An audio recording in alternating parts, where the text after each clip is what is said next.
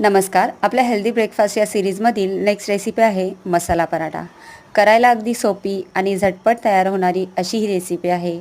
यासाठी मी इथे लाल मिरची पावडर, हळद, जिरे पावडर, गरम मसाला, घरगुती मसाला, धने पावडर, थोडीशी कसुरी मेथी, चाट मसाला व मीठ घालून हा मसाला तयार केला आहे. अशा पद्धतीने तुम्ही मसाला बनवून ठेवू शकता व सकाळी चपाती करताना पटकन ब्रेकफास्टला अशा पद्धतीचा मसाला पराठा बनवून देऊ शकता. त्यासाठी काय करायचे आहे, एक छान चपाती लाटून घ्यायची, त्याला सगळीकडे तूप लावून घ्यायचे व त्यावर हा तयार केलेला मसाला, थोडीशी कलोंजी व कोथिंबीर घालून मी ज्याप्रमाणे घडी घातली आहे त्याप्रमाणे घडी घालून छान लाटून घ्यायचा आहे पराठा.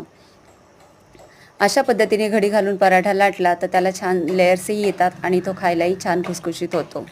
नंतर तूप लावून पराठा दोन्ही साईडने छान खरपूस भाजून घ्यायचा. तर तयार आहे इथे मसाला पराठा. रेसिपी आवडली असेल तर लाईक करा. धन्यवाद.